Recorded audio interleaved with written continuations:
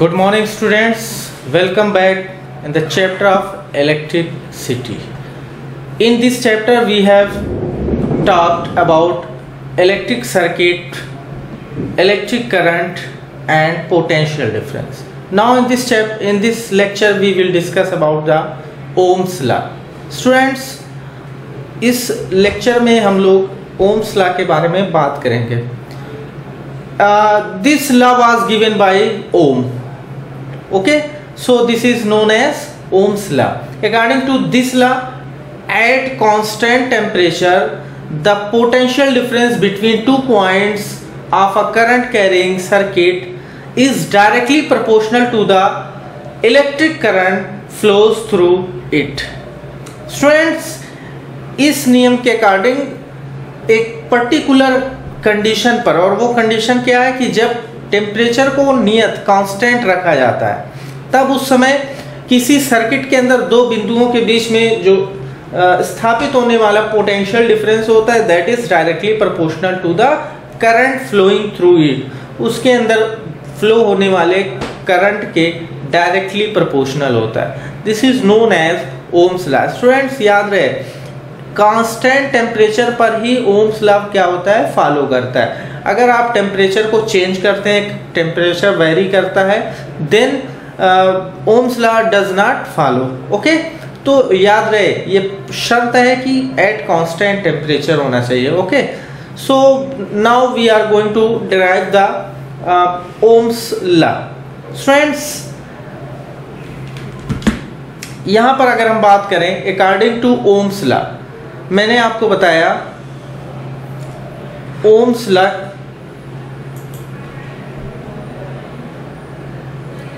V is directly proportional to I. According to Ohm's law, the potential difference that is denoted by V, okay, is directly proportional to the current flowing through it. Current is denoted by I, so we can find here V is directly proportional to I. Okay, and student, you know very well that when proportionality is removed, then a constant is used, and the constant which here is used, that is capital R. So we can find here V is equal to IR या RI, और इसी को आप लिख सकते हैं V upon I is equal to R. This is the expression of Ohm's law. Students, यहाँ पे R क्या है? R is a constant where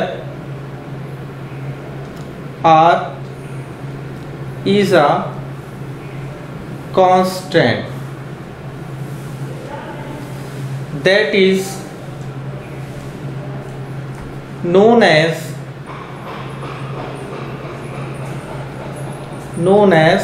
resistance.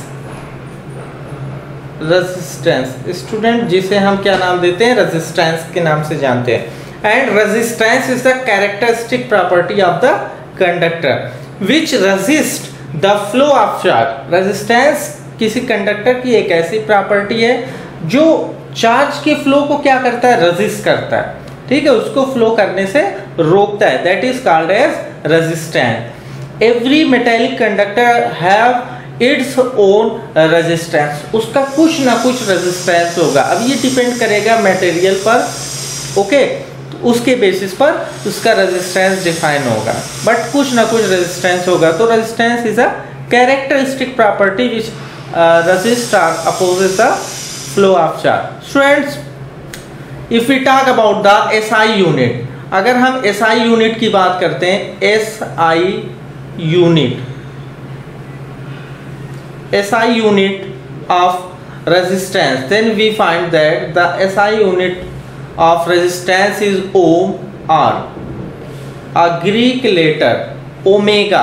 Students, this is omega.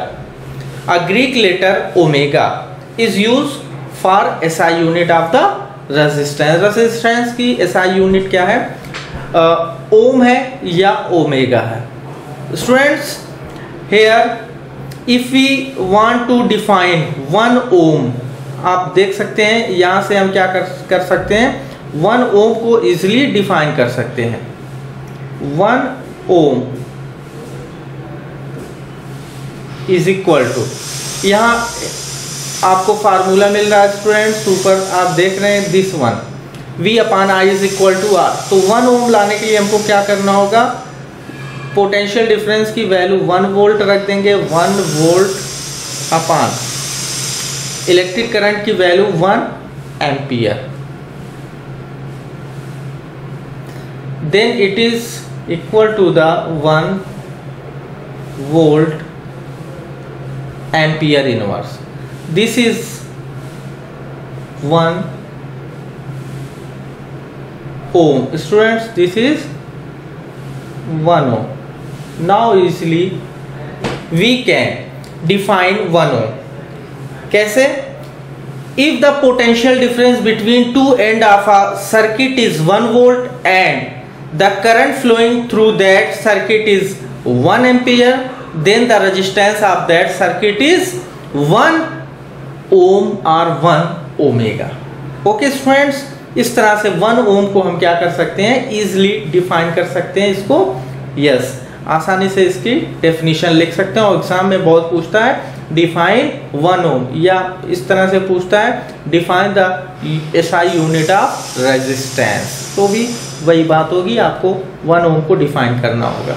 Student, from ohms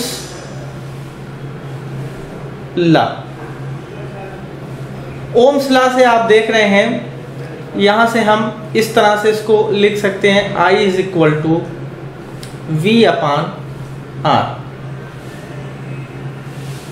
hair it is write as I is equal to V upon R। Now I, electric current, is inversely proportional to the resistance of the conductor. आप यहां पर देख रहे हैं resistance electric current के क्या inversely proportional है। If resistance is doubled, resistance को हम क्या करते हैं, डबल करते हैं, then current gets half. Current क्या हो जाता है, हाफ हो जाता है। रेजिस्टेंस को डबल करेंगे तो करंट हाफ हो जाएगा, रेजिस्टेंस को हाफ करेंगे तो करंट क्या हो जाएगा, 2 टाइम्स, दुगना हो जाएगा। This is inversely proportional to each other. Okay, I और R में ये रिलेशन होता है। R को आप बढ़ाएंगे रेजिस्टेंस को तो I क्या होगा, घटेगा। So if resistance is double then electric current become half. Okay, now it is needed to change the electric current in circuit during many practical applications. Okay, so our instrument is used to change the electric current without disturbing the source of potential difference. Students, ऐसा instrument क्या कहलाता है, that is called as variable resistance. variable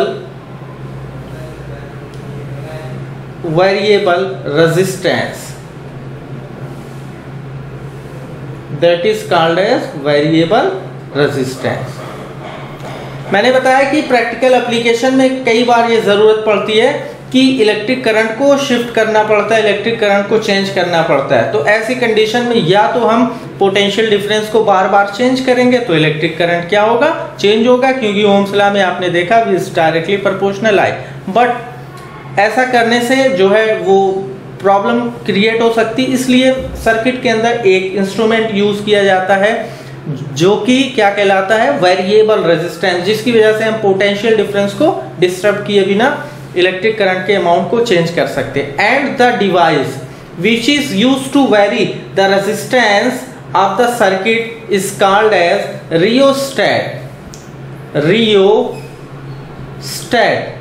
student, rheostat एक ऐसा device होता है that changes the resistance of the circuit. तो ये रेजिस्टेंस को चेंज करता है, जिसकी वजह से क्या होता है, आपने देखा कि इलेक्ट्रिक करंट पर इलेक्ट्रिक करंट अफेक्ट होता है, इलेक्ट्रिक करंट चेंज होता है। Okay, so these devices are used.